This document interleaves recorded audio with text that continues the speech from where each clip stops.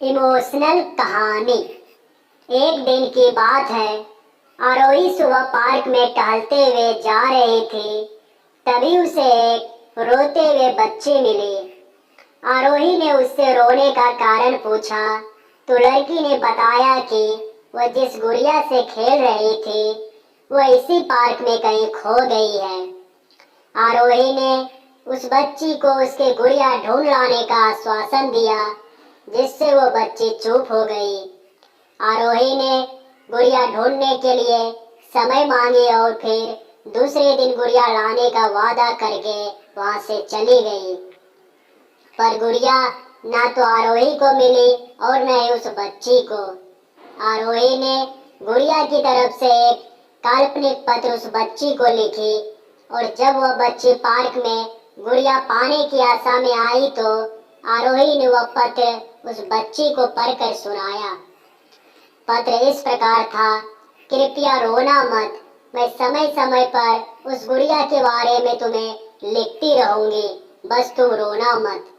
अब आरोही रोज उस खोई हुई गुड़िया की तरफ से काल्पनिक पत्र लिखने लगी और लगभग रोज ही उस बच्ची को पढ़कर सुनाती, जो कि यात्रा का काल्पनिक वर्णन हुआ करता था।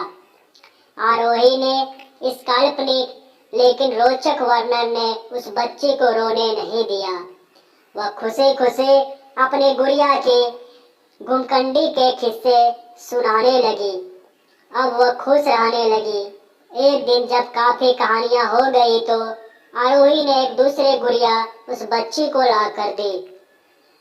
जाहिर है वह गुड़िया बदली हुई थी। उस बच्ची को अपनी खोई हुई पुरानी गुड़िया जैसे नई लगी तो वह आरोही की ओर देखने लगी। आरोही अनजान बनते हुए गुड़िया में चिपकी एक चीट को निकालकर पढ़ने लगी। उसमें लिखा हुआ था, ये मैं ही हूँ, तुम्हारी वाली गुड़िया जो पार्क में खो गई थी।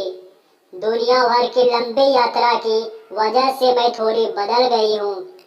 बच्ची को इस गुड़िया और आरोही पर विश्वास हो गया। वह गुड़िया लेकर घर चली गई। बरसों बाद जब वह बच्ची बड़ी हो गई तो एक दिन वह अपने अलमारी में कुछ ढूंढ रही थी तो उसका ध्यान उसी गुड़िया पर गया जो आरोही ने उसे दी थी। बचपन की बातें याद करके वह हंसने लगी। उसे सब समझ आ चुका था कि आरोही ने कैसे उसका मन रखा। उसे उस गुड़िया पर फिर प्यार आने लगा।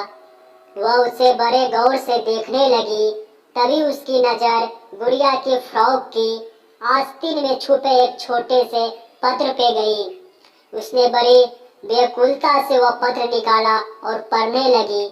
पत्र में संक्षेप में लिखा हुआ था, हर वह चीज जिससे तुम प्यार करती हो कभी न कभी तुमसे खो जाएगी और जो तुम्हारे पास होगी वही तुम्हारे लिए सच्चे रूप में बनी होगी। रूप भले ही भिन्न होगा पर प्यार एकदम खालिस होगा। तो दोस्तों, उम्मीद करता हूँ आपको ये कहानी अच्छा लगा होगा। अच्छा लगा हो तो लाइक और दोस्तों के साथ शेयर करें और चैनल पे जो नए हैं चैनल को सब्सक्राइब करें। आप लोगों का कहानी सुनने के लिए बहुत बहुत धन्यवाद दोस्तों।